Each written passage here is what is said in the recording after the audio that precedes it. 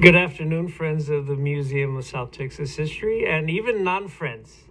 Welcome to the April 2024 edition of Museum Pláticas. My name is Francisco Guajardo. I am the Chief Executive Officer of the museum. And we're going to have a plática today that really aligns with preservation. Next week, some of you may know, is Preservation Week in this country. And Preservation Week has a long and storied history.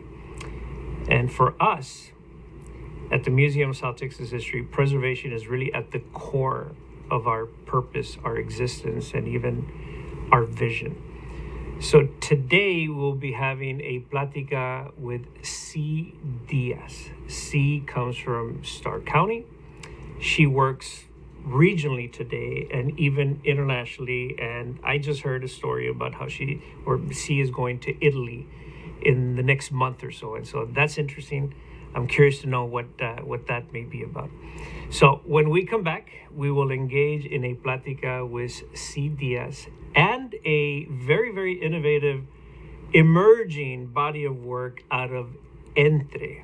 And so we will understand what Entre is, what its purpose is, and what it has to do with preservation. So stay with us. I think we're in for a really, really interesting and hopefully provocative plática on preservation, history, and what it is that we care deeply about. Stay with us.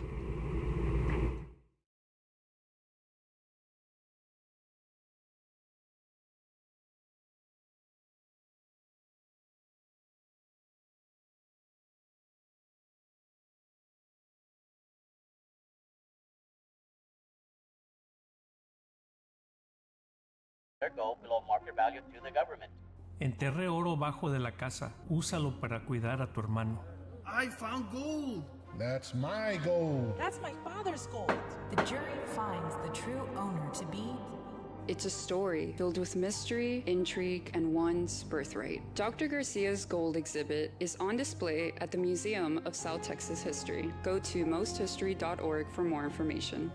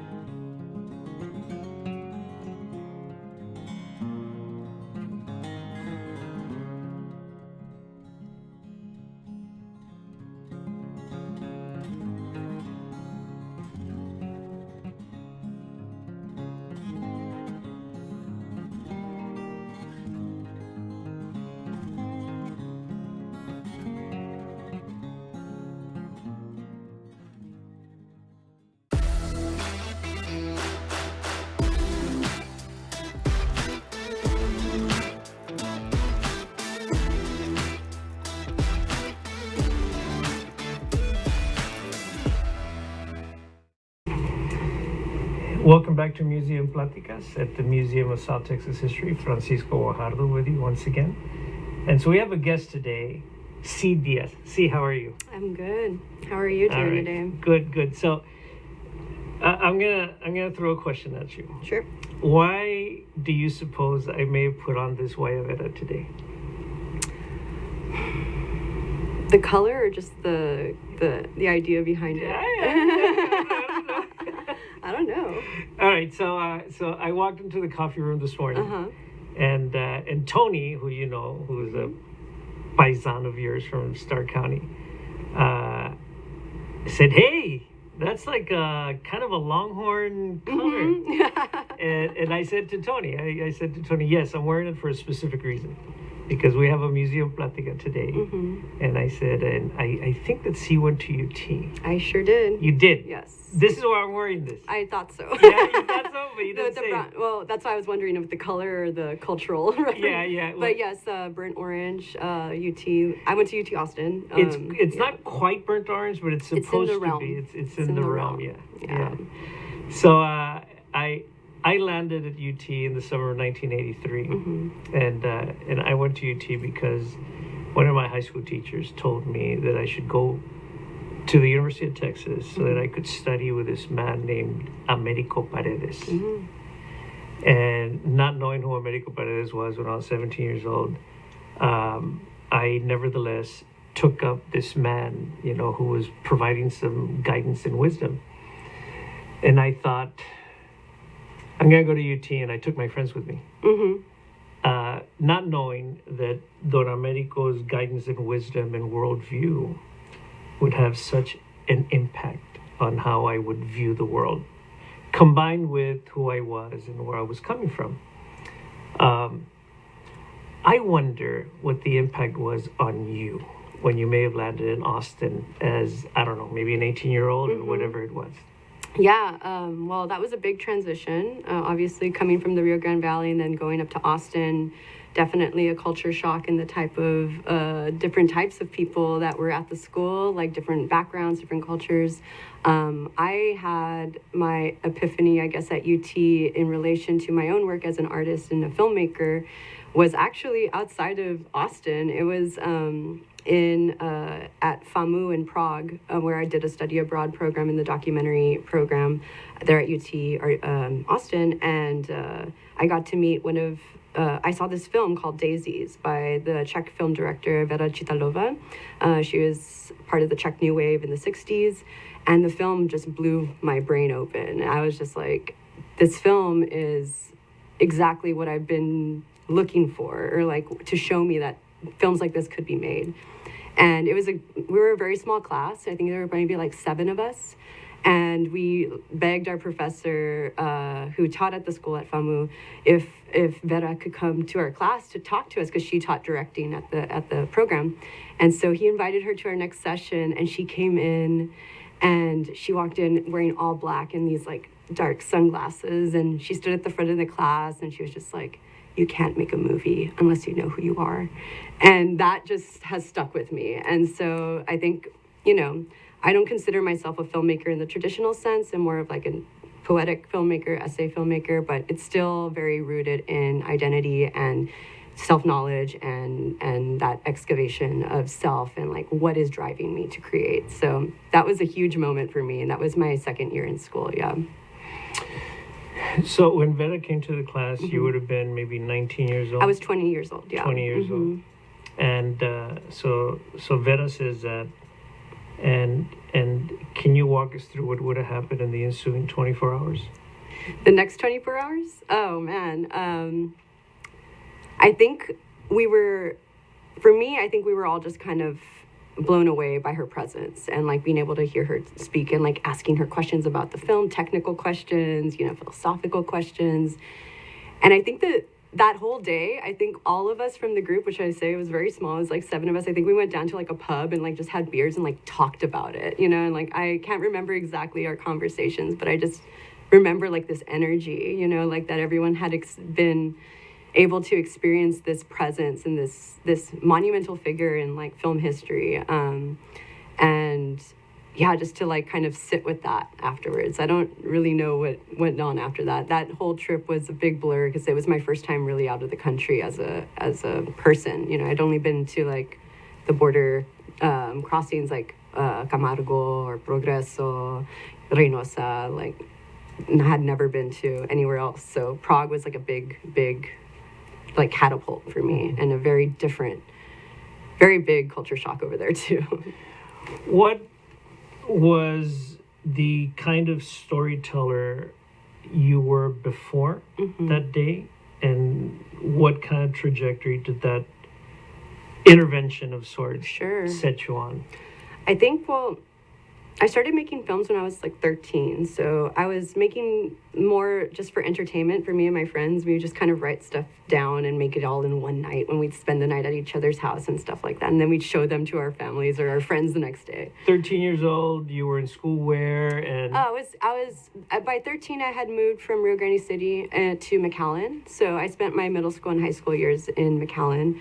And I kind of cycled between 3 different schools during that time, but I'll get into that later, I think. But at that time, when I was 13, I was in McAllen, and I had a group of friends, and I had my family's camcorder, mini DV camcorder, that my dad was really good at taking home videos of us, so we have a lot of footage from my childhood.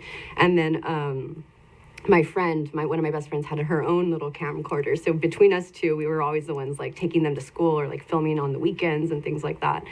And they were just like narrative fun projects, like jokey films and stuff like that. And then it wasn't until like later on when I became involved in like media production in high school is when I really started to kind of figure out the language I wanted to use in film. And I honestly didn't know what it was until college that I was trying to do. It was like I was experimenting with different cameras and editing techniques. Once I learned all of that in my media class in high school, I was playing with it and manipulating things and trying out different things with video. And then it wasn't later on until I realized, oh, this is video art. Oh, this is experimental cinema, and from there, that realization didn't come until college. So, but I was exploring like those themes, or that was what I was drawn to, was like the more abstractive or non-traditional way of creating films. I was drawn to that.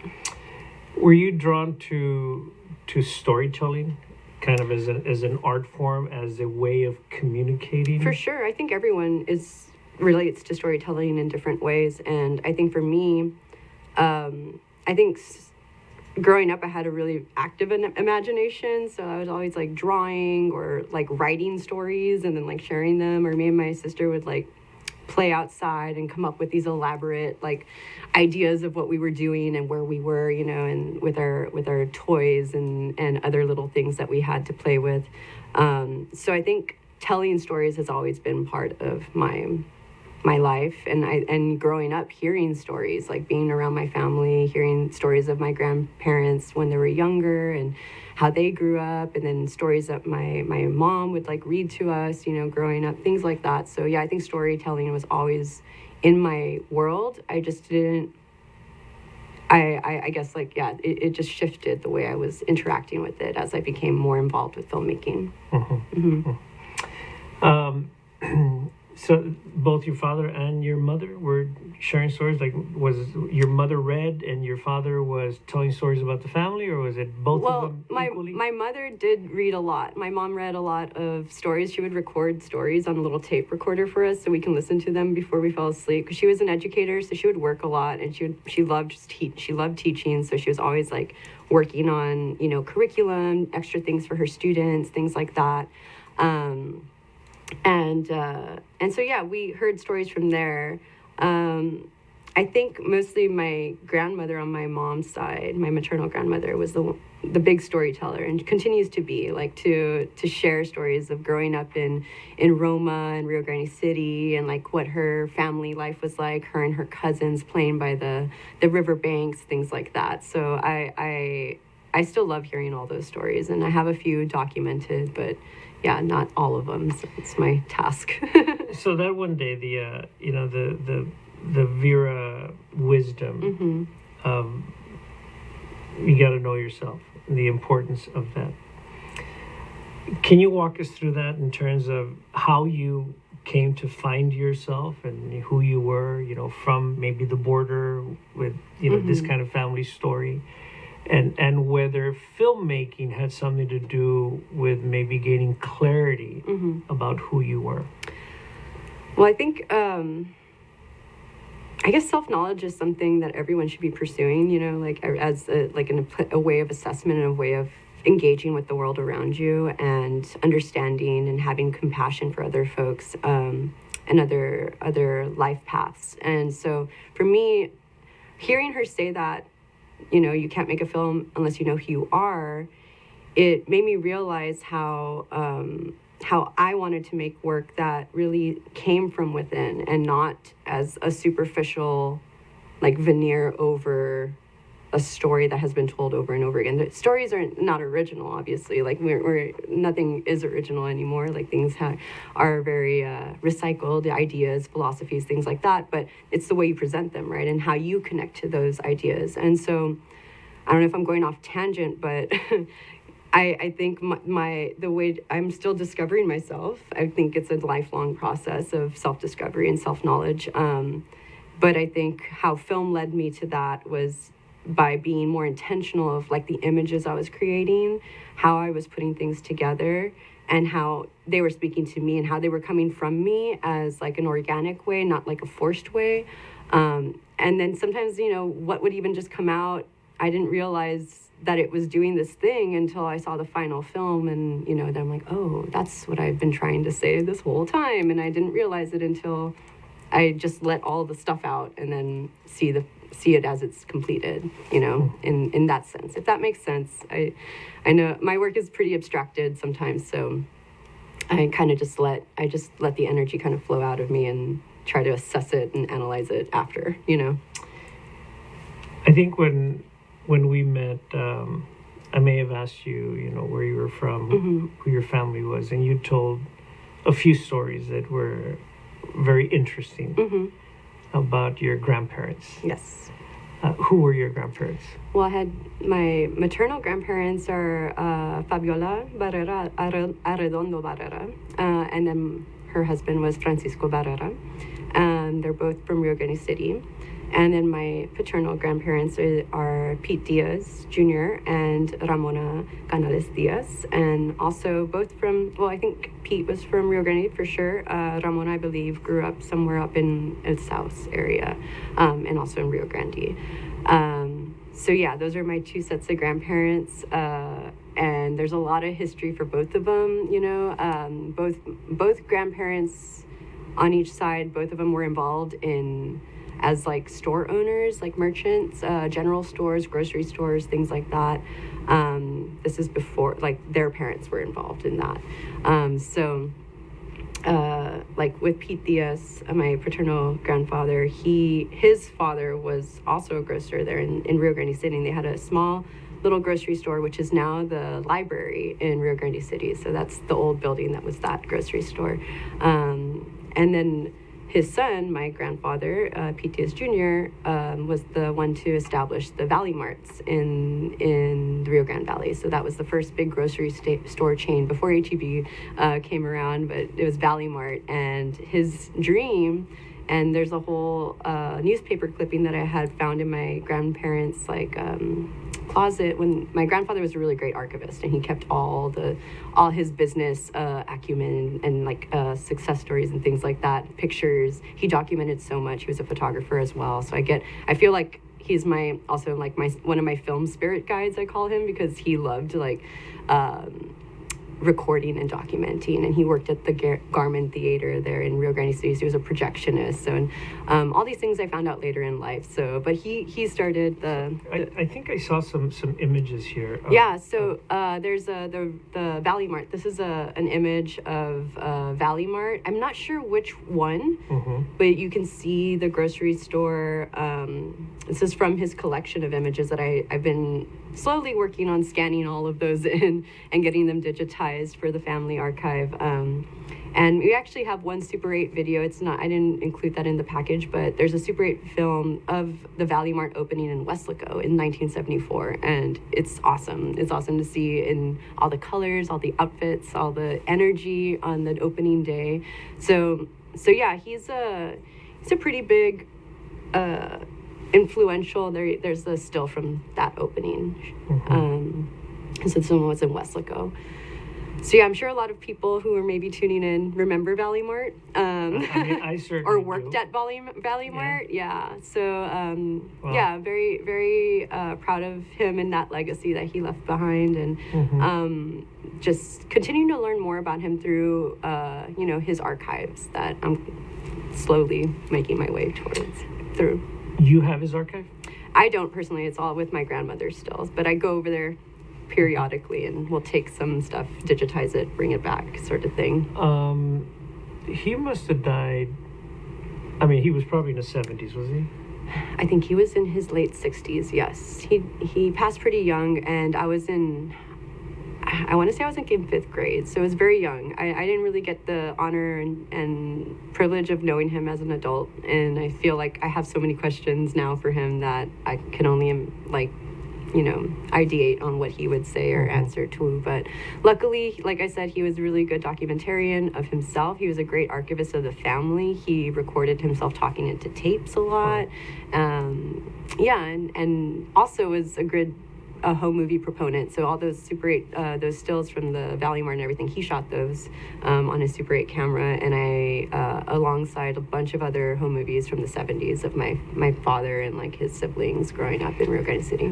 What would be one of the questions you would want to ask him? Ooh. I would like to know, like, what was an idea that he had that he never got to realize, or like something that because he had so many ideas, like, and I want to there's so many questions, but that one I would love to know, because it's always like those desires and like pulls that you don't know how they're going to materialize later, like what you're called to do or like what you want to do. And so I wonder if there was something like that or maybe like what drove him, like what was driving him to do all this for his community, and see change within Rio Grande City and beyond in the valley as well. So do you think that up until the age of whatever you were, maybe 10 or so when he passed away, that you already had that sense about how your grandfather was a man of ideas and visions and all of this, or was this later when you heard stories? I feel like it was later on. I knew what he had created, but I don't think at that age, it's sunk in at, to the extent of, that legacy, or like what it meant to do, those things, and because it took a lot of effort and time and resources and to have, I don't know. I think I have a lot of his spirit within me in terms of like work ethic and stuff like that. So, but I didn't really realize that until way later. And when I started like really looking into family and history, and then I was like, oh, there's a connection, a missed connection. But your grandmother's still with us. Yes, she is. Yes. Wow. Yeah. And I get to visit with her and talk to her and ask her about, some of the photos and things that I encounter. She actually had 31 reels of Super 8 film that he had shot in her house. And when I was living in California and working out there, like back in 2015, I had found out about the reels, and I was working at a transfer facility in California, which is where I was digitizing a lot of films, so 35, Super 8, regular 8, 16. And so these were on Super 8, and so I was just like, I have access to this equipment, like, can I take these back to California and digitize them, and that way we can have files for them. And it took a lot of convincing for me to get them to leave Texas, but she finally let me, and I took them, and I undertook this like big personal project of cleaning and scanning and color correcting and matching audio. There was actually audio on the tapes. There was like a magnetic strip. It was a very rare type of film for Super 8 that had magnetic audio strips on it, so you can record audio directly onto it. So, getting that audio off of it, cleaning the audio up a little bit. So it was a whole project that I undertook, and then gave everyone a DVD for Christmas of all the movies, and we watched them on Noche Buena when it's like 50 of us in the Díaz family Christmas party, and we watched them that night, and everyone was just like, oh my god. So wow. It was really nice to be able to see everyone's reactions, because they hadn't seen the films in so long. So wow, it was it was like revisiting so much, and probably of your grandfather as well, because he had been gone for some time. Yeah, and he was behind the camera mostly, but there are some moments where he comes on the camera, and it's really sweet. Yeah, so, but yeah, it was really great. You can hear everyone like saying like memories and like, oh, that's so and so, blah blah blah. Oh, I remember that time, or blah blah blah. So it was really. Was he directing from behind the camera often? You know, there's one video where he's asking the youngest siblings, Monica and Aaron, to say, or Aaron to say, welcome to Valley Mart, or like thank you, or like saying something like a sign off from Valley Mart, and he's like telling them, okay, say this, and they're just like 7 or 6 years old, like repeating, and he was scripting them. Because I think they were like the Valley Mart twin. What are they called? Like the logo for the grocery store. So they were part of it too. So is it a logo? Maybe not a mascot, but it would. I guess not a mascot, but like it had their faces on it at some point. Yeah. What was the day like when you learned that there were all those reels, or the footage was there at your grandmother's house? I don't even know who. I can't remember who told me that she had them. Were you in California? I was in California, and or maybe I was back here. I honestly, that's a memory I don't have. I have a really good memory, but that one I don't remember how those reels were brought to my attention. Could it be that when you were 6 and 7, 8 years old, you kind of knew, but it wasn't clear to you until later? Well, I knew that, my grandfather had an office, like a study in his house, and on one of the walls was like just shelves of albums, like photo albums, and those were all the albums that I'm now working through to digitize and everything like that. So those were always like there. I never saw a camera though. So, yeah. Wow. And what about the Barreras? So the Barreras, they come, so my grandmother on that side, my maternal grandmother, her grandfather had a grocery store as well in Rio Grande City, like a dry goods general store. So she grew up around that too. She also had a lot of people in her family who were seamstresses. So I got a lot of that. I feel like I work a lot with my hands, even with my filmmaking practice. It's a lot of handmade cinema, and I love like very meticulous, tedious tasks with my hands, and I feel like it comes from that side of the embroidery and that seamstress background. So that was my grandmother. My grandfather, her husband, his family was connected in like ranch lands. They had a lot of cattle out in Hebronville and also Rio Grande City and outside Rio Grande City area. So what were their names? Barrera, it was gosh, I'm blanking right now. You'll remember. And that's because I have everything. My grandma tells me all the time. Papa Horacio Barrera, I believe, was my grandfather's name. It was Pancho, but then there was another. There was a Barrera from Rio Grande City who was a real storyteller and singer, and I think I brought that up to my grandmother the other day. I don't think we're related, but she remembered. I was like, "Is there this man that I think we might have visited once at his house, and he played the guitar?" And she was like, "Yes." I don't remember his name, but yes, he's out there. Okay. I don't know if he's still around. So you and your family moved to McAllen when you were 13 or so. Yeah, I think it was right a few months after my entering into 6th grade. So I was around 11, 12. And my mom had ended up getting, I think, a position at an elementary school in McAllen. So we were able to move to McAllen.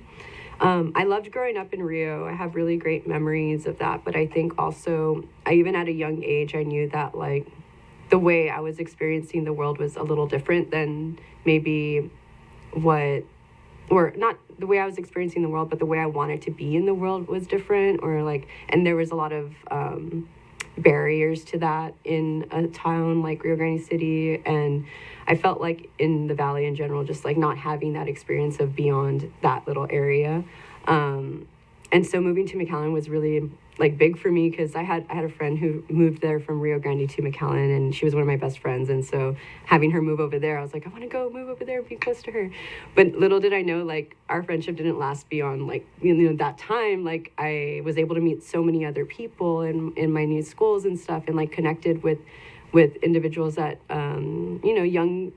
young kids who were into art or into like fun things, and so that's how I started making films, was like playing with that and like learning about different different types of music and movies and things like that from these new connections I was creating. So yeah, moving into, and those years are like formative years for a child and like for a preteen, to get into that type of world at that age was super important, I feel, to me, because throughout my middle school and high school years, like I was going to like punk shows, I was going to screenings at Cine El Rey when they would do all the indie films there.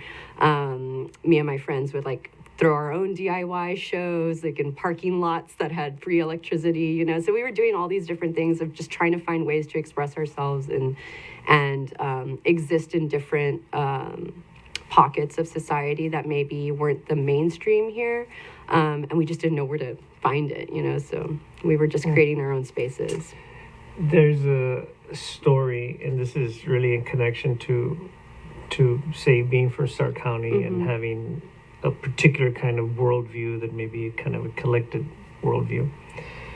There's a story of a man named Octavio Garcia, who was a physician, became a physician in the 1920s. He was a nephew of, there were a lot of physicians in the Garcia family. The Garcias came from Camargo. And so one of the physicians was el Dr. Jose Garcia, who finished medical school in Mexico City in 1900, would become a town doctor in San Diego, Texas. His nephew was Octavio. His nephew wrote his autobiography about being from Camargo and being worldly.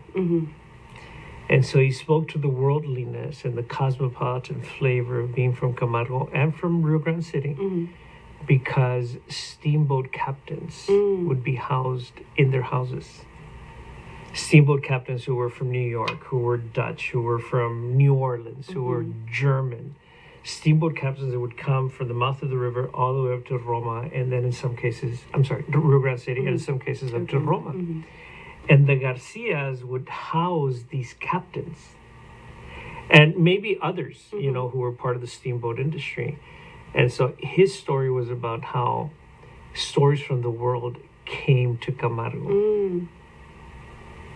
And that they were actually pretty frequent in the mid to late 19th century.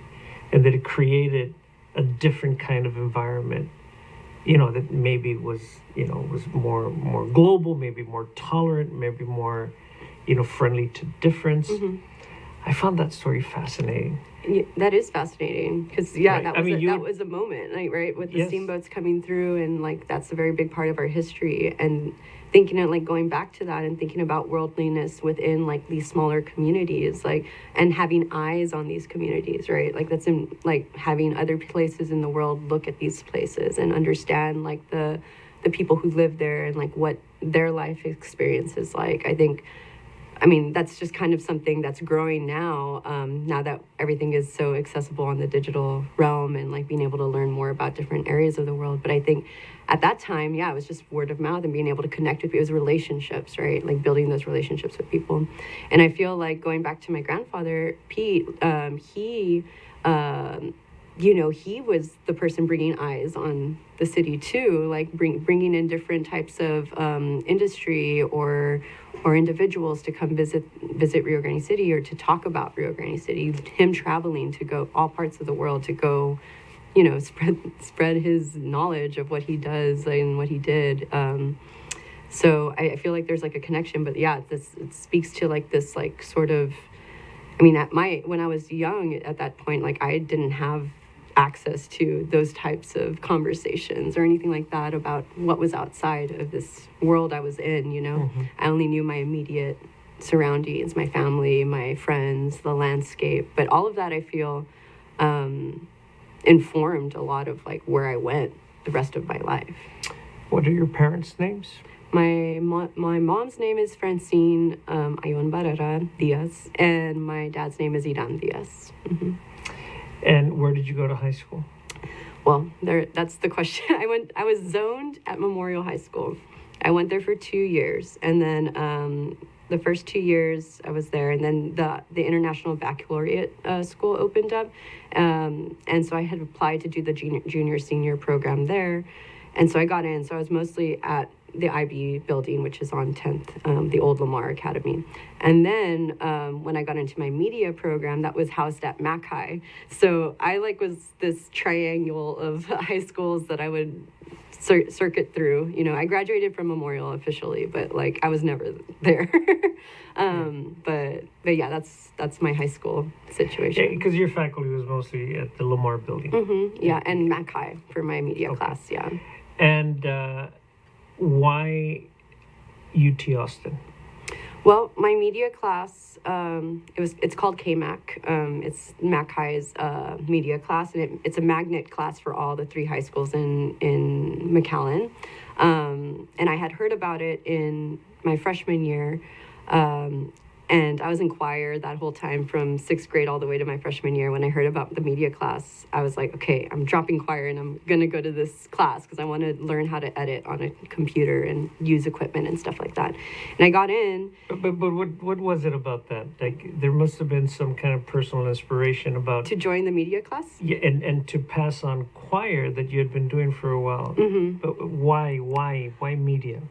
Well, at that time, before I found out about the media class, I was already making films, right? And so I was already making little movies with my friends. And I remember I made a movie for my freshman year in high school. It was for my English class.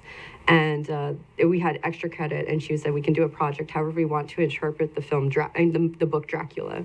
So me and 2 other friends in the class, we all got together and made a film called Grammacula, and it was it was really silly, but it was a satire on Dracula.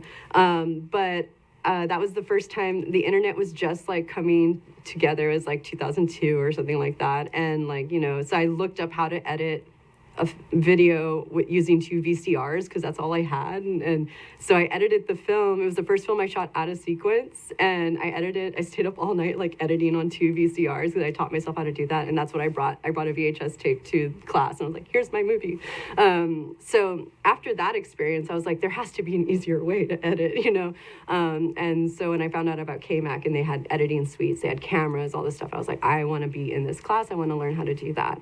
And so I dropped choir to do that. I still love singing, and I was in bands and stuff throughout high school and college, and I do love that part of. I love karaoke, so that's a big part of my life. But I think I just had to go to that next. I needed that class. So the reason I chose UT Austin, I was actually it was me and another student who were the first third-year media students. So that media class was only for 2 years. You could only get credit for being in it for 2 years.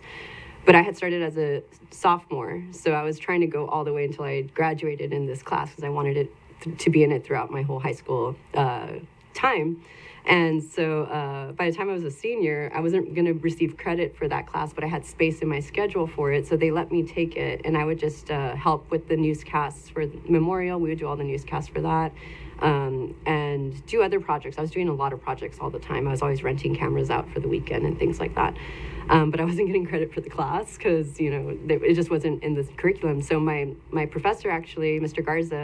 Rob Garza, he used me and the other student who were the third years that year as a case study for why there should be a third year for this media class. And right after that, they got him a third year. So now students can go in that class for all 3 years and enjoy it and get credit. So I like to remember that time as I was really obsessed with that class. So I was always there. But yeah, so UT Austin was just kind of an organic route, I would say.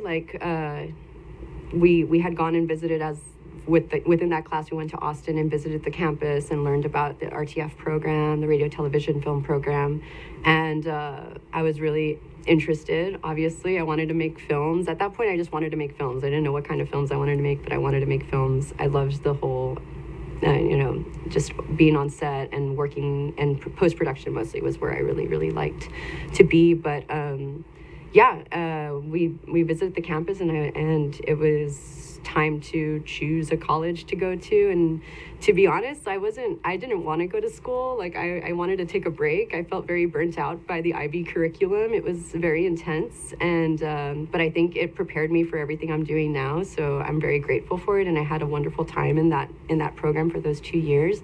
But I was also very tired after that, but at that point there was no like mention of a gap year or anything like that with my family. They're like, no, you have to go to school.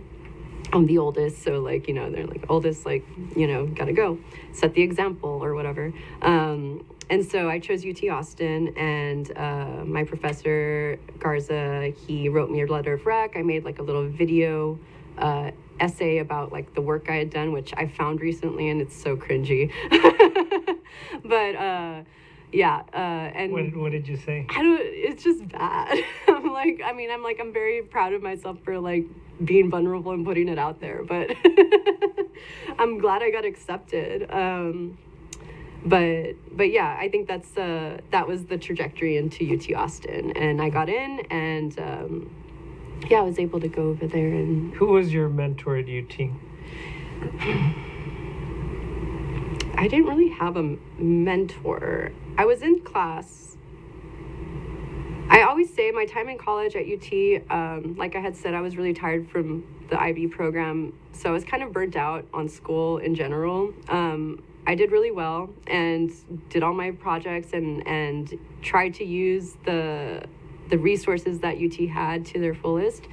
But I was also really interested in doing more collaborative artwork outside of school that kind of blended in with my schoolwork sometimes as well. I would say like my professors that left an impression on me that I still am in contact with one is Jeff Marslet. He was my animation professor. And yeah, he's always just been just very active in the film community. He's a director and animator. He teaches at the University of Boulder in Colorado. And yeah, we still stay in touch. And so yeah, he's really been supportive my whole career, which has been really awesome. But I did meet a lot of people that I'm still in contact with today from UT. And so I don't like that time was really important, but I don't think I actually used all of the resources that UT had to offer, or really like dug into like the university as much as I would have liked to have done now and looking back, you know what I mean? But it does sound like to meet Vera would have been something that was sprouted from UT. For sure, yeah. I mean, I learned about that program through our Film Production 101 like lecture class. The professor for the UT for RTF's documentary project or program, his name was Andrew Garrison. He just retired last year, and he sent me a sweet little note. So we also stay in touch. He was very influential, I would say, too, for my practice. But he led the program. He came and talked to our class, and I was like, you know, that sounds interesting.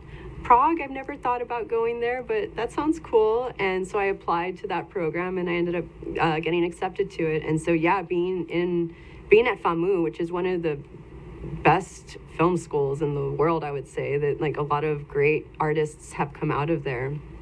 And being there and like learning about that aspect of film history was super influential in terms of like opening up my mind to like other types of film cultures, other cultures, and how they use cinema, and just how to like break away from traditional storytelling and different traditional narratives within filmmaking. So Vera was definitely like a big influence for me, and I reference her all the time because she's another film spirit guide, I would say. Yeah, for sure.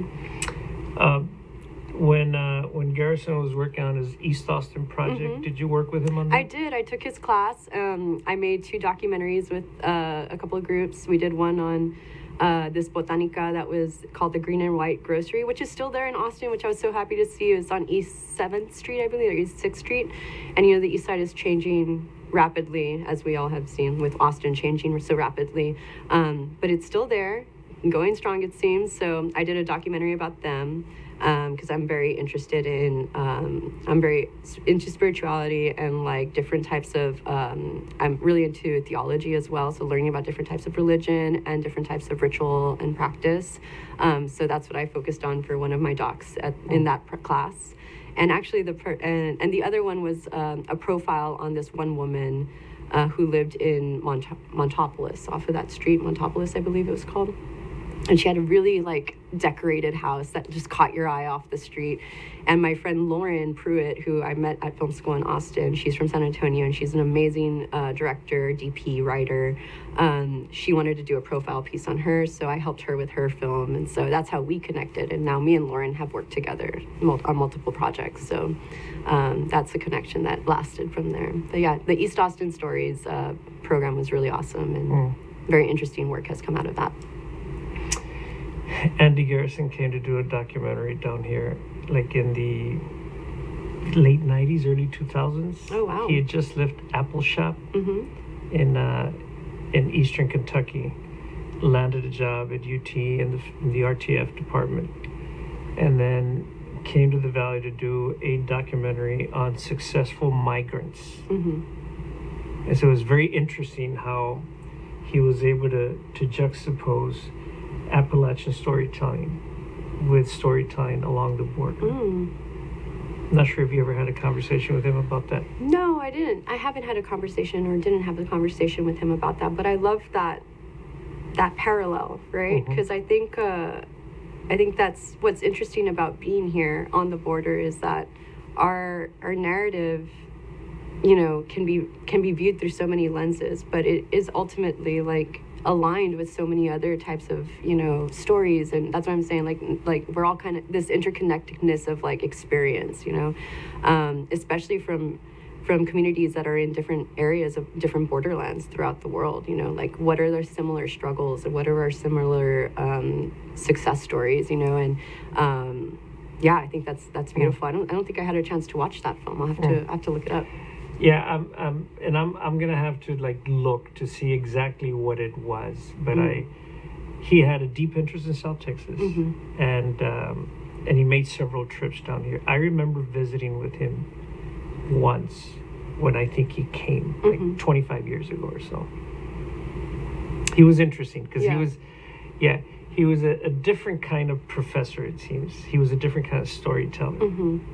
Yeah, when I was in his class, he was making a film, a documentary about the Austin like trash, like sanitation department, and he would talk about, you know, the trash collectors and how their movement was like a rhythm and a dance, and it was so beautiful. He's the one that introduced us to the idea. Well, in his class, like we learned about city symphonies, and so thinking about documentary as a poetic device, you know, and not just talking heads on screen. It's like documentary can be so many different things, and that's what I, you know, jumping ahead. That's what we try to we show at Entre, is like, you know, how film can like be picked up on in so many different ways. It doesn't have to be this only one way of watching movies, you know, and experiencing film.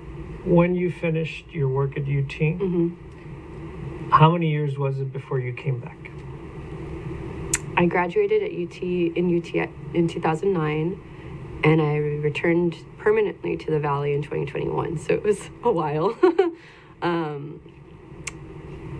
And, you know, always coming back in between. I always visited back home, like at least once or twice a year, like, and for extended periods of time. I'd come for like a few weeks and go to the beach with my family, or just like hang out. Yeah, so. And you came back during the pandemic?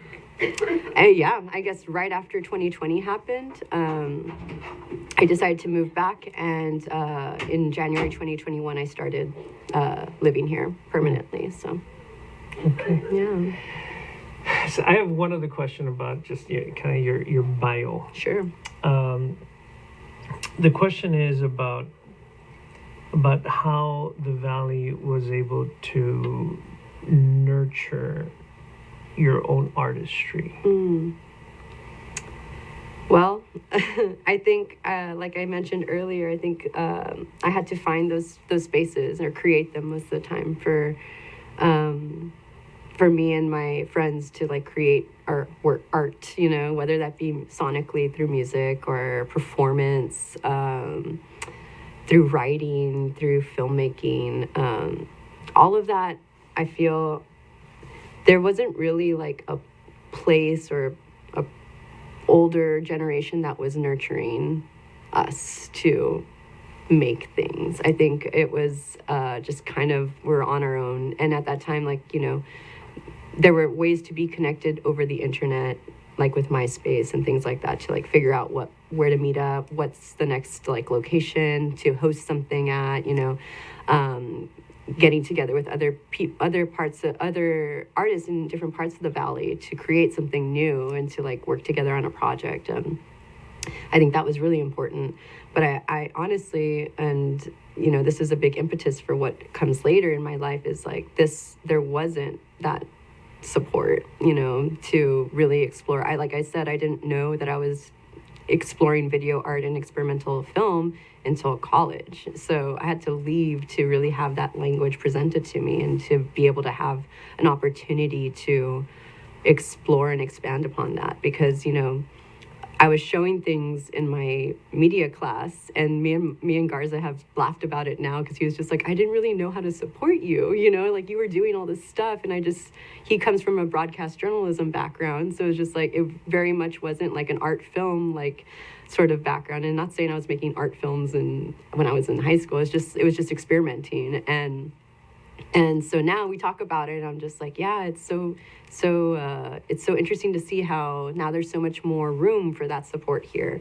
And I love to see all these different initiatives pop up now in the Valley that are supporting artists of all ages and backgrounds to create new things and to comment on the experience of growing up here, to be from here, and to shift that narrative and that perspective of what it means to be from here, like who we are.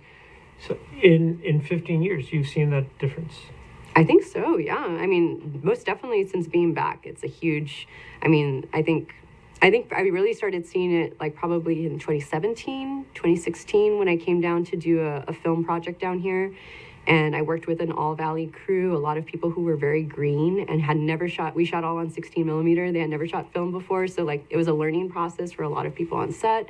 But everyone was so about it and was like hungry for that like knowledge or that experience, you know. So I think that's when I started seeing like all these little different efforts pop up, you know. And, you know, there could have been, I'm sure there was stuff happening beforehand, like, you know, in Brownsville, there was BAM that happened for a while, the Brooklyn Academy, in Brooklyn, there's a BAM too, but the Brownsville Academy of Music or Artist Music Collective. So there was like little pockets popping up everywhere, and I wasn't privy to all of them, but I've seen a big difference in the past like decade, I would say, for sure. Yeah. It sounds like Vera's dictate would have been such a driver to this, because you know, your own search for self, which is of course, you know, a persistent and ongoing and never-ending thing, that it sounds like you've been, you know, critically self-reflective in a way where you can now exercise some agency in some of this, where maybe when you weren't fully aware, I mean, we never are, but at the age of 17 or 18, maybe not fully aware of the environment as well, because I really don't know myself just yet. So it's this process of knowing. Yeah. Okay. So when we come back, I'd like to get into this conversation of Entre, its place in the world, and what that has to do with preservation. Sure. Yeah. All right. So, Tony, you got it? Yeah. All right. So when we come back, stay with us, friends of the museum, and we will explore this whole other part of C's life and purpose and professional work, which really is like, okay, it's personal work and professional work. You know, can you do both at the same time?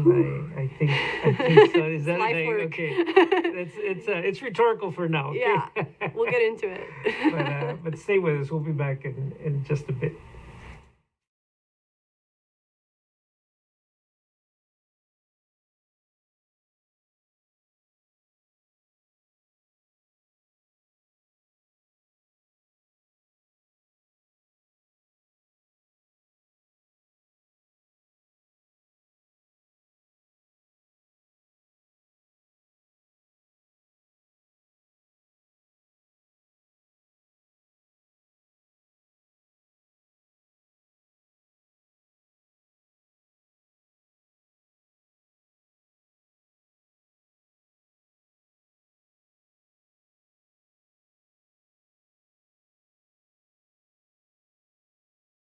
Under the executive order of President Franklin D. Roosevelt, all persons can sell their gold below market value to the government. Enterré oro bajo de la casa. Úsalo para cuidar a tu hermano. I found gold. That's my gold. That's my father's gold. The jury finds the true owner to be It's a story filled with mystery, intrigue, and one's birthright. Dr. Garcia's gold exhibit is on display at the Museum of South Texas History. Go to mosthistory.org for more information.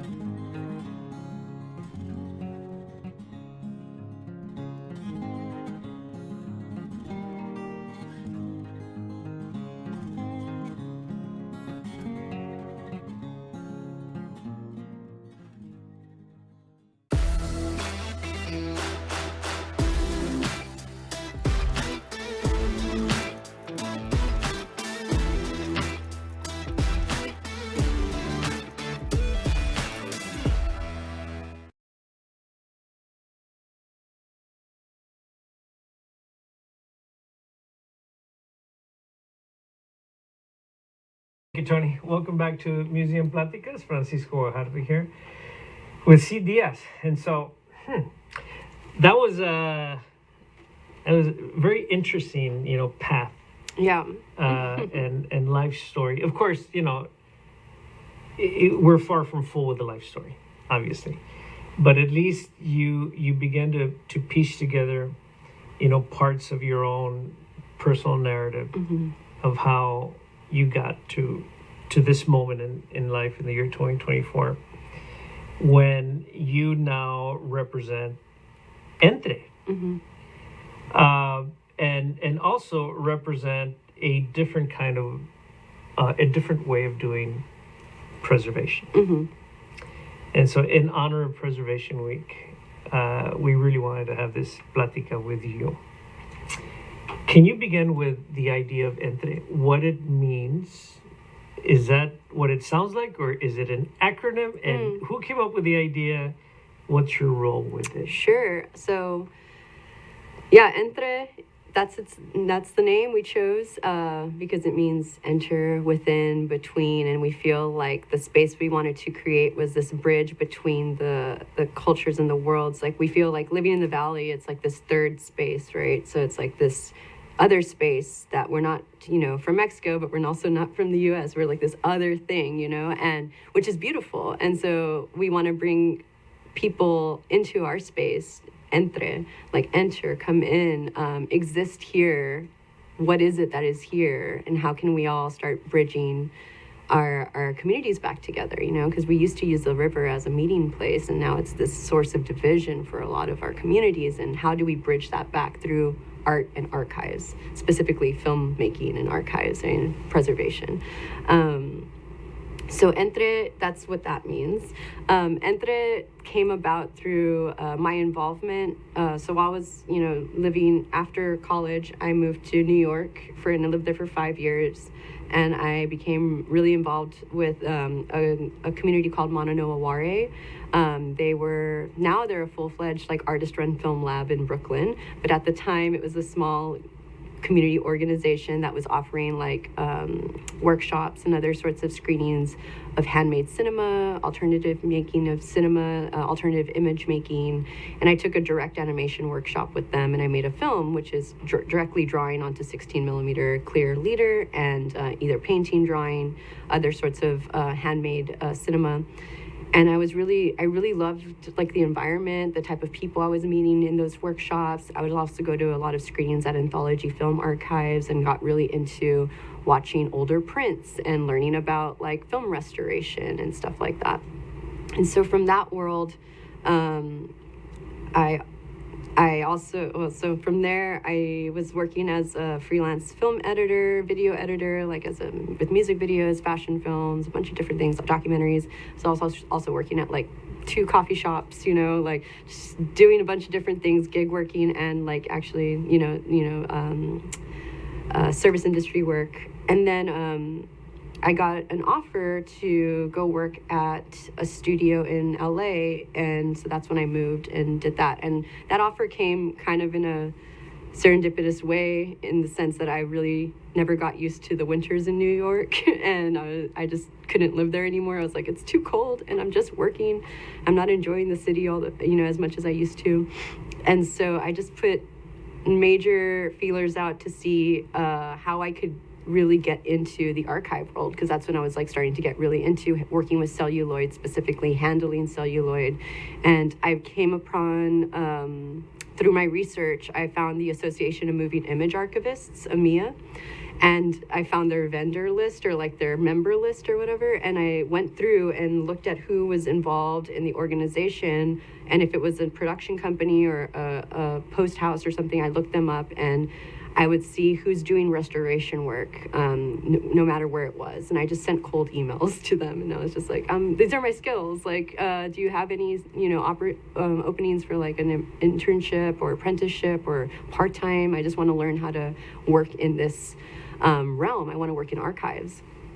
And, I got no responses back for most of them, but some were really helpful responses. Some were encouraging me to go back to school and do a master's. And I was like, no, I am not going back to school and getting my master's. I want to just go into this. And then one company out in LA saw potential in my work as a film colorist. I guess through my experiments with video and editing and manipulation of images, they saw I was doing stuff, and maybe the way aesthetically, the way my work kind of looked, they asked if I would ever consider being a colorist. And I'm like, no, I didn't even know that was a thing. And so I accepted the position, and I moved to LA in 2014 and started working at this post house as a junior colorist that was training under a senior colorist, Lynette Dunsing, who's amazing, one of my mentors to this day. But I was also I was a digitization specialist, so I learned how to operate these different scanning equipment. So the Scanity for large format 35 millimeter, 16 millimeter film, and then the Scan Station, which is for small format, small gauge film, Super 8, regular 8, and 9 millimeter. And so I ran those 2 machines for the company. It was a very small boutique house, so it was only 9 of us that worked there. So I was the main scanning person. I would do daily scanning jobs. I would do archival work. We were commissioned, we had a contract to do all of the Death Valley Days restoration, which is an old Western from the 50s all the way, or the 60s to the 70s, I believe. We restored digitally restored all of those episodes, and now they're on TCM now, so you can watch them. There's some are problematic, so a little dated. Most westerns of the 60s and 70s were, But I was able to get a lot of experience doing film restoration, digital film restoration, and also handling archival film and learning that on the job. And that was such an informative. I worked there for a year and a half, 2 years. Very, very informative time in my life. That's where I really got my my foot in the door with working in moving image archival, which was something that you actually go to school for, and like there's a whole master's program behind it at USC, or UCLA had one. I think they closed it down back in 2021 or something, and at NYU, the MEAP program. So yeah, that's how I got into that realm. And while I was living in LA, also working in archival and learning, different types of post-production and color correction, finishing digital intermediate, like the actual end of the whole production side of things, finalizing the film, making sure it looks great before it's sent out to be in theaters and everything like that. I learned all of that. I was also involved with the Echo Park Film Center in Los Angeles, which was a community-run film cooperative made up of 12 artists or so, 12 to 15, I believe. It was a co-op, and I had applied to do an artist in residency program there in 2015, and I got it in 2016. I had 2 months there that I was able to work on a project of my choice, whatever I wanted. And it was through that process that I had never really considered calling myself an artist for a very long time. I thought I'm just I work in film, like I'm a filmmaker, blah, blah. But it wasn't until then that I was like, I am an artist. Like, I'm able to, and I felt comfortable calling myself that because people in the community, in that space, considered me to be that, and treated me that way. And also helped me. Like, that was the big thing. The encouragement and the support from that community was just something I hadn't experienced before. That space was very new, and like I always came back to the thought of, if I had this growing up, this would have changed the game for me as a young person exploring these types of mediums, because they did a lot of youth workshops and like free screenings and a lot of community-centered work. And so with that experience, I was involved the whole time I was living in LA. Yeah. Can I stop you here for Sure. a second? Because I'm struck by this notion of self-identity and artists. Mm-hmm. I think a lot of people struggle calling themselves artists when they are artists, Because in 2009, Mm-hmm. you would not have thought of yourself as an artist. You're going to go do an RTF program, that sort of thing. In 2011, 12, you're clearly working, as a budding artist, but you don't have a self-awareness of yourself as an artist. And it wasn't until sometime in 16 or 17 in LA, because of how people are treating you, you're saying, can you dig into that? And I'm sorry that I interrupted your story, but this seems like, because living in the Valley and coming across so many people, all of us, coming across people who are artists, but never see themselves as that. What does that mean to a community? Yeah, well, if we want to really get into it, I think there's a lot of a lot of this work is a lot of internal work, like self-awareness, and a lot of like reflection of like where you come from, who came before me, what informs my decision making, what drives me. And I feel like with coming from the Rio Grande Valley, there's a narrative that's placed on us, the stereotypical narrative that nothing is here.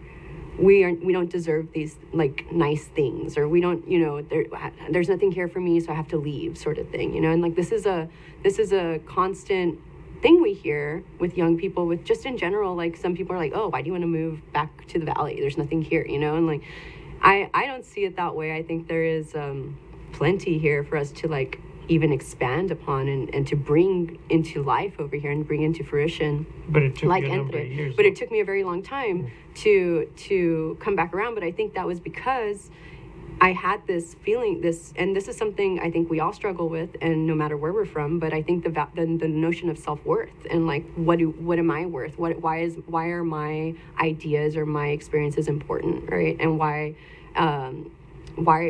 like, and who gets to choose what's important to be preserved or to be made the narrative for the greater world to know about this place. And I think we've internalized this narrative of there's nothing here, I'm not good because I'm from here, like there's nothing here for me, that it sits with you. So like being able to break out of that and say, you know what, I call myself an artist, I am an artist, it's a lot of like breaking down those walls that we've put up due to, I guess, colonization of the area, and like how we've been made to feel as fronterizos, you know, like as not being here from there, like where are we from, you know, like why don't we deserve better things? And we're siphoned off by these checkpoints, you know, that keep us in this little region. A lot of us can experience a lot of stuff outside of it, you know, a lot of undocumented folks. So I think it's a very charged question as to why, like, you know, why someone from here might, or from anywhere, but from here specifically, might not want to call themselves an artist, maybe because they don't think they are worthy of that title or something. And so I feel like a lot of my own work has been reclaiming my self-worth and reclaiming the value that I see in myself and what I have to offer to the world, and to just pull out of myself to make something, you know, like I can't describe why I'm called to make something. Sometimes I just do it. I'm just a vessel for that inspiration to come through and flow through, and however it comes out, that's what it is, and I'll let other people interpret however they wish. But I think there's a lot of dismantling that needs to go on internally in order to get to the point where you're feeling like comfortable standing in your power and saying like, yeah, I'm an artist, I'm a historian, or I'm this, or you know, like, and even that, it's like it can shift throughout, you know. And I think being open to a perspective, a wide range of like identities that you can become, and not being, for me, it's being very fluid between all these things, like who I am as like professionally, also personally, and interrelational, you know. I think being able to allow for that freedom to just kind of exist it's something that's denied a lot of us when growing up here, like just in our culture and social mores and things like that. I don't know if that answers your question. It does.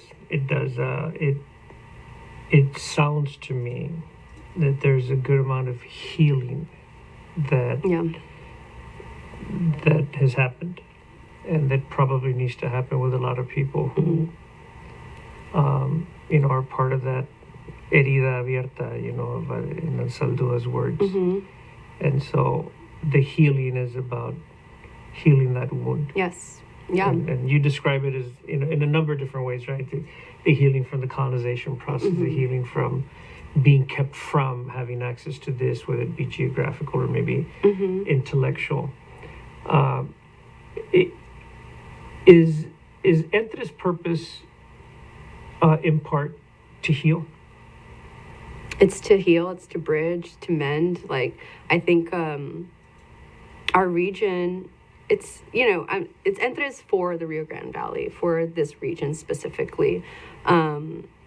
It obviously is speaking to a lot of things that are around the world, like very universally experienced, and these severings with our roots, with our ancestral knowledge, with ourselves, like what I keep coming back to, like what drives someone to do what they do, you know, like what and how, and like being able to peel that back and be like, is this really what I want to be doing? Is this something I'm being called to do, or is it something that I'm just told that I should be doing, you know? So this is a constant like reflection. Through Entre, we're hoping that what we're providing in terms of resources, skills, and experiences, that people can kind of start to chip away at that, and like at least, you know, experience something different that maybe they haven't been exposed to down here, or maybe have always heard about but never had a chance to see it, or like actually work with a medium or something. And I think offering that to people, especially like, I mean, people from all backgrounds and ages, but I think when you're young and not knowing that there's all these different avenues that you can explore as an adult to create a life that feels fulfilling to you, that feels not just like you're slaving away at a job every day, like something that you really care about. And how with Entre, we're hoping to, well, our goal is to, you know, bring community together and see how we can benefit one another in terms of like storytelling, in terms of preservation of our own cultural heritage, and like regional specificity, and stories that have been, you know, discarded, erased, censored by, you know, the powers that be that create the educational materials that we see in schools these days, you know, like how can we break that open a bit and see how it's important to share into like these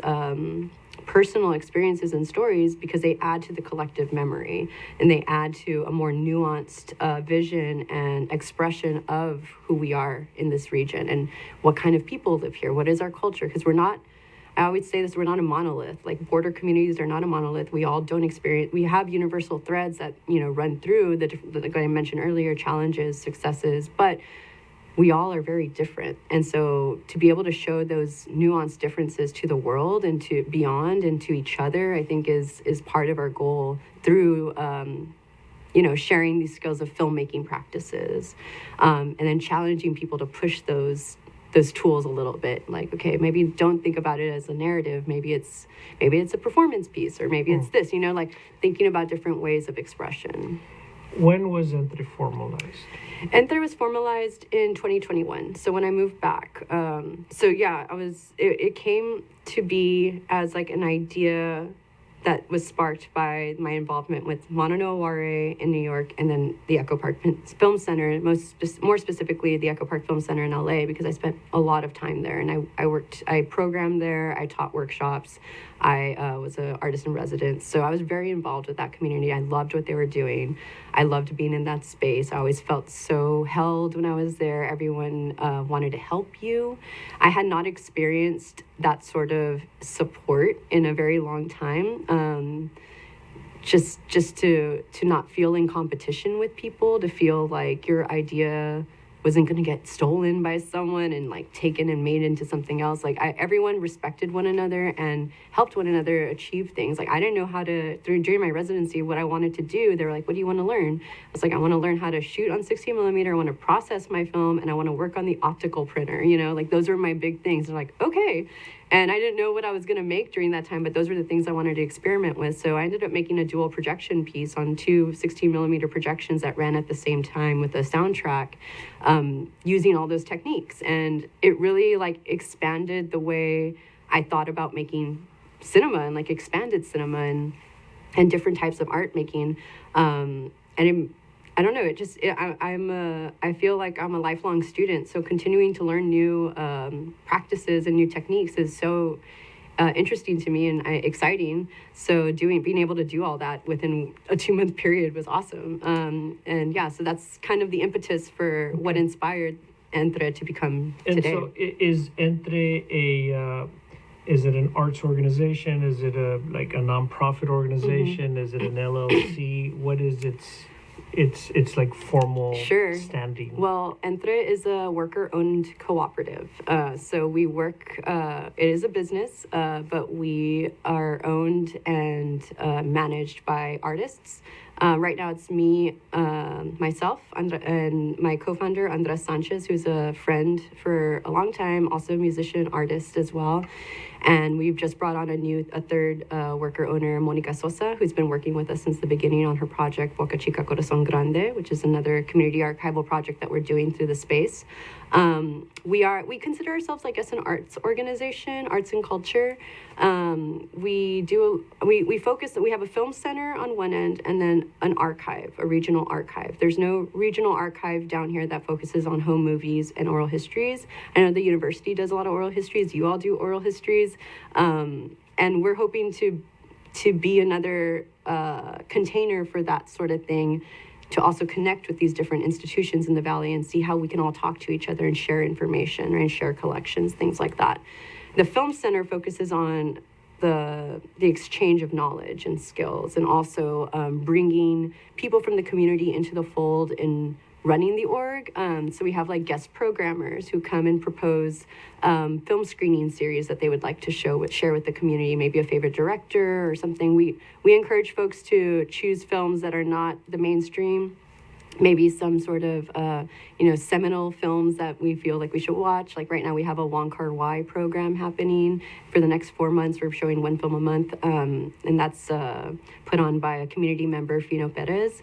So these people that have been following us for a while are like catching on and being like, oh, I want to do something there. And that's what Entre is made for. It's made for the community to come in and help grow it, help evolve it, help sustain it, because the goal is to create something that can live on in existence beyond my own involvement, beyond Andres's involvement, beyond Monica's. Like, we want this thing to like continue and be a resource for the communities in the valley, and hopefully Mexico in the future, our sister cities, to connect over art and archives, and like bring more people into the fold, and getting more people the agency to make those decisions as to what is considered archival material, and whose story is important. Because I think a lot of people don't think that their home movies and their memories are important, but they are, and that's kind of our goal, is to like get people excited and wanting to share those stories with each other and with the world.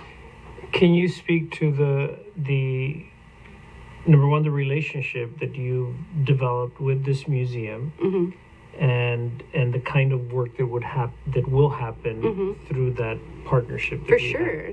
Well, I was just talking to Tony before we went live, and I was just like, it's so cool to see, like, we've been working together with the museum for the past couple of years. I think, like, we did the summer Saturdays last summer, when we did a direct animation workshop for like 10 groups of children that came in, like at 15 minutes of a time, and we made an amazing film out of that. Just like, and getting to know different staff at the museum, and talking about the different efforts that we're doing, and what are the goals of the museum at this stage in time. And so we're super stoked to be a part of Preservation Week, because we are also an archive, and to bring the awareness into the space of like what we are doing and what the museum is doing and what other people in the community are doing in terms of preservation efforts. So yeah, this coming weekend, not this weekend, but next weekend, May 4th, we'll have the preservation panel for Preservation Week, called Timelines from the Future, preservation efforts across the Rio Grande Valley. And I wanted to put together this timeline for Preservation Week because, or this panel, because I think there's a lot of people doing this work in different ways that I think needs to be highlighted, and we all need to kind of have these conversations together and talk to one another. So bringing together different artists, archivists, and activists in the community to talk about their work. So we've and their different collections and their projects that they've been working on. We're super excited to have that shared here at the museum next Saturday. I think the last question.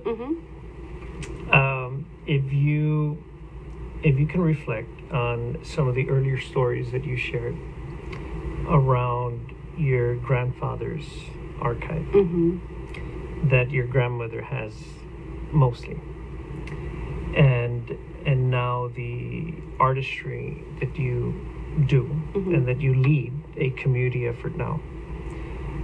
If you can tether that together and then speak to the idea of purpose. Yeah, I mean, we had a pre-panel discussion on Monday, just over Zoom, just to check in with everyone and kind of connect. We all know each other in different capacities, but we had never all been together in the same virtual space.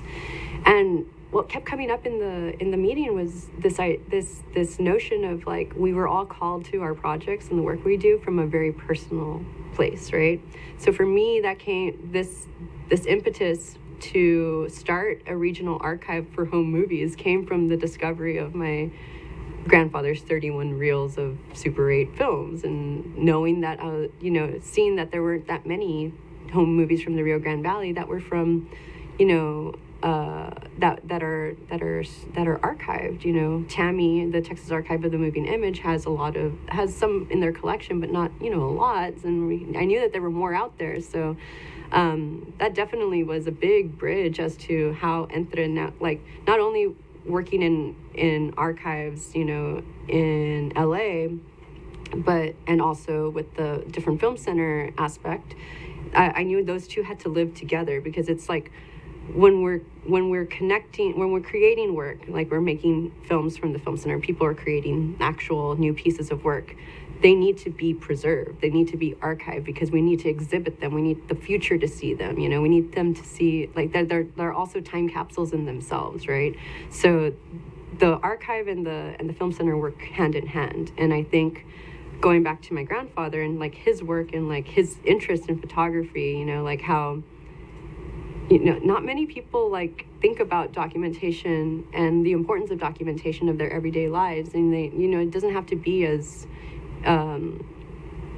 what's the word, big as like creating a Valley Mart chain, or anything like that. It's just day-to-day stuff, and seeing how the landscape of our region has changed over time through images, through video, through film, cultures, traditions, how those have changed or shifted or persisted, throughout the years and generations. So I don't know if this answers your question, but there is like there is a tie, and I think that's the biggest thing for me, and what we try to amplify at Entre is like everyone that comes into the space has something to bring to the space, has a story, has a talent, has a skill, has special knowledge. They might not think that they do, but once you spend time with them, you understand, you're like, oh, you can probably like do something like this. Really, you start seeing like these connections, and it comes from maybe something that's very natural to someone, or like they just really don't know that that's there for them. And so we hope that our space allows for people to see themselves a little clearer and see how they can contribute to our efforts, not as just a way to, create a new archive and a new way of looking at the Rio Grande Valley, but to, what's the word? Oh, the ecosystem of how things are maintained. Like Entre is an ecosystem. We like to say like everyone has a different role, plays a different role. We all do we have shared similar responsibilities as a collective, as a cooperative, but we all also lead and manage our own projects. So, and I think that's really important for folks to have that agency to lead something like that. And that's why we created it as a cooperative, because, when people are investing so much of their energy and labor and time and care into this type of work, it brings a sense of pride to know that this is part of the work you are doing. That's part of a legacy you're leaving behind for the future to see. And our hope is that we're just continuing to build a world or an environment, a space that we know the future will benefit from, future generations, seven generations from now. Will be great, so hopefully we'll see.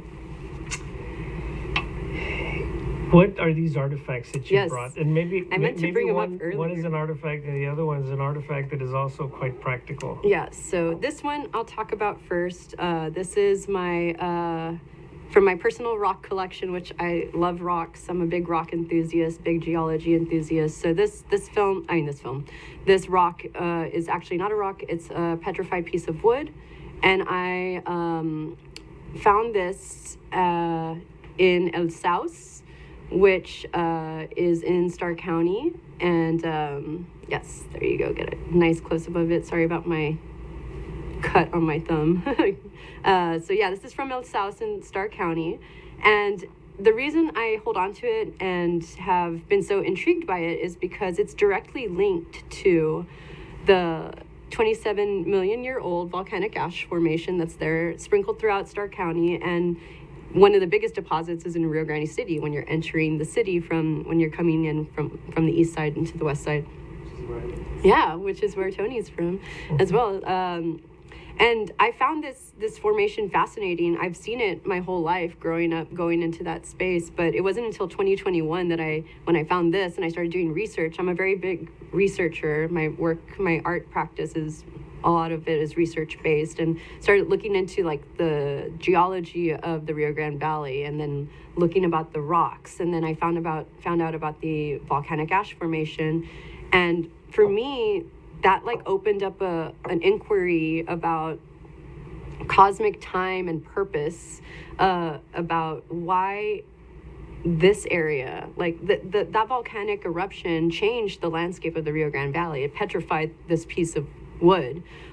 So it shifted what we now see the valley as today in terms of geographically, topology and everything. Like that is because of that eruption. So what was it before? I like to speculate and think about all these different what ifs of like the cosmos of what our space was, and what does that mean, and what does that mean with my place in it and my connection to this land specifically. Whenever I go to Starr County, I have to like go to some sort of natural area, whether it's the bluffs in Roma and be by the river. Like there's no wall over there, so you can get pretty close in different areas of the neighborhoods and stuff. So I love exploring that, and I feel like a deep call to continue exploring and unearthing different things about that region through my work, through my research. So yeah, this is an artifact that I keep by my work desk and look to very often. I also have some ash that I collected from the volcanoes. So, and then this is also part of my practice. Which, by the way, is part of why it is the hill country. Oh yes, of South Texas. This old volcanic ash that creates these mounds where you grew up and where Tony grew up as well.